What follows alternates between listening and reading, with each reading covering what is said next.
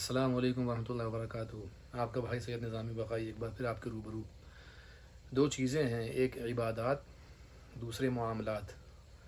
ان دونوں چیزوں میں انسان کو اپنا 100% کرنا چاہیے، لیکن اگر عبادات میں کمی رہ جائے گی تو یہ آپ کا تعلق باللہ ہے، اللہ سے ہے۔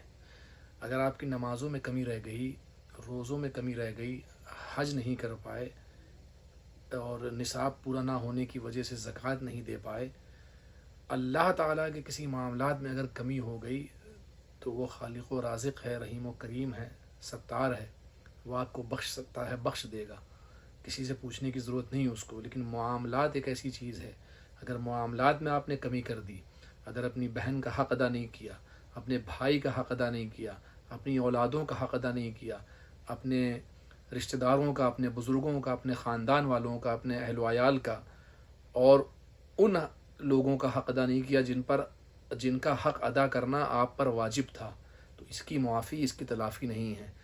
اس کو اللہ بھی قدرت رکھتے ہوئے معاف نہیں کرے گا جب تک وہ لوگ معاف نہیں کر دیں۔ اس لیے معاملات کو بہتر کریے۔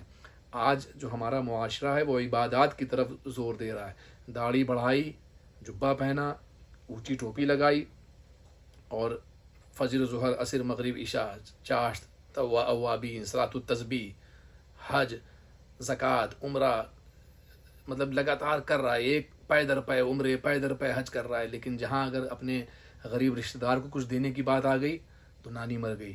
تو یہ سمجھ لیجئے کہ عبادات اگر چھٹ جائے گی، کم ہو جائے گی تو اللہ معاف کر سکتا ہے، یہ اس کے قدرت کی اور اس کے اختیار کی بات ہے، لیکن معاملات کی معافی اللہ بھی نہیں کرے گا۔ اپنے معاملات کو بہتر کریے، اپنے خون کے رشتہ داروں کے ساتھ تعلق مضبوط کریے، اپنے خون کے رشتہ داروں کے ساتھ، اپنے اہل و عیال کے ساتھ، اپنے قرب و جوار میں، آس پڑوس میں جن کے حقوق اللہ نے آپ پر لازم کیے ہوئے ان کو ادا کریے پورا پورا۔ السلام علیکم ورحمۃ اللہ وبرکاتہ۔